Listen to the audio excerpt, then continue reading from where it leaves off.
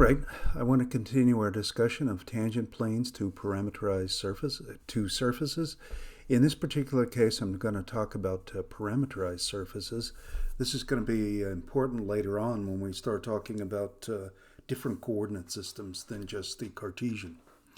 Okay, but here's going to be the idea here. First of all, I'm going to imagine a surface that has the following properties. Position vectors, points on the surface, can be written in terms of what? X, Y, Z. Again, that's just regular Cartesian. Okay, but I'm going to assume that X is a function of two independent variables, U and V. So is Y, the same two, and so is Z. Okay, function of two independent variables.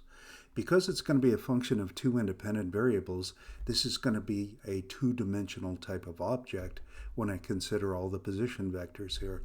In other words, it's going to be a kind of surface, okay? Okay, so it's going to, you imagine just like the regular xy plane, where each point is a function of x and y, right? Okay, only these can be messed up a lot worse here, and you've got x, y, and z. So, but in general, you will get a surface here. Again, there are some exceptions if you really get nasty functions of x, y, of u and v here. But in general, this is going to give us a surface, and we'll see more of these, as I said, later on. Okay, I'm going to assume that these component functions, in other words, the x, y, and z, are differentiable functions of some open set of the uv plane, in other words, r squared. Okay, all right, so everything's differentiable again, like we always like. Okay. Let's take an example. I'm going to show you how it works here. Suppose that I've got a surface here where the x is u plus v squared, the y is u times v, and the z is u squared plus 2. I cross my z's here, so that is not a z, that is 2. Okay, I'm interested in finding a tangent plane to the surface at uv equals 1, 2. I guess I should have written these backwards here. But anyways, when u is equal to 1 and v is equal to 2. Okay, I'm going to show you that this is not very difficult, really. The first thing I'm going to do is the following.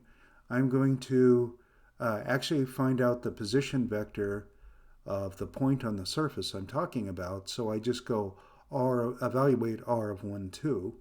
Okay, so I just let u equal 1 and v equal 2. And I evaluate that there, and I got 5, 2, 3. Okay? So you could think of that as actually being the point. That's the position vector, but that's the position vector of the point with parentheses, 5, 2, 3, the x, y, z corresponding to that point. Anyway, okay? Now, here's something I want you to consider here. Okay? If I go ahead and differentiate the position vectors here with respect to u, I'm actually going to, so I'm imagining fixing v and letting u, what change here, and I differentiate r with respect to u, I'm going to get a vector, and in fact I'm going to get a tangent vector to the surface. So that's what I've done here. Okay? If I differentiate that with respect to u, I get what?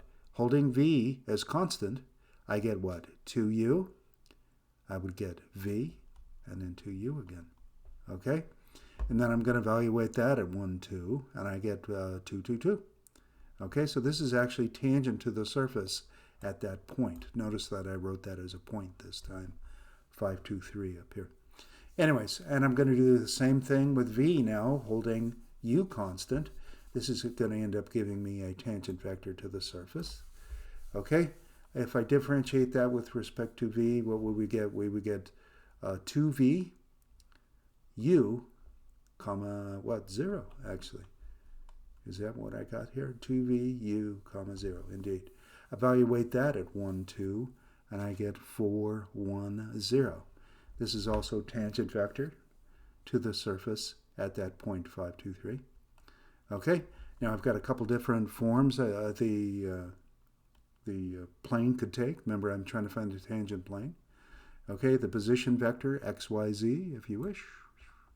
position vector, this is very much in the spirit of that, is the position vector of my original point 523 plus what?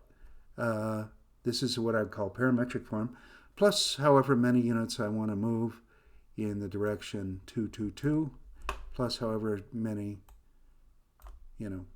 directions, how many places I want to move in the 401 direction.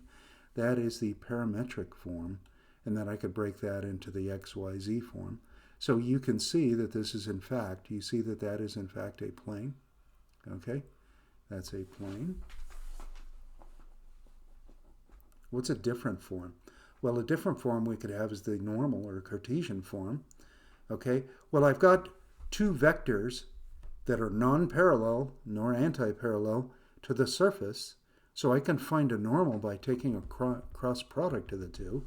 So I'm going to do, this is my old notation here, if you guys want I, J, K in here, but I'm going to take my cross product of the two. In either order, doesn't matter which order you take the cross product here, you'll get a normal vector, right? One way or the other. So I took the dot product, or the cross product, I'm sorry, of 222, 410. Okay, just in the order that I actually created them. And I got -2, 8, -6. Now any scalar multiple of that, non-zero scalar multiple of that would also work here. So I took a 1, I noticed I could factor out a -2 here.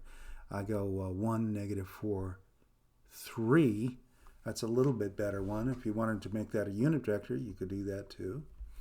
Okay, but remember my original point is 5, 2, 3 on the surface. So, and I've got a normal here.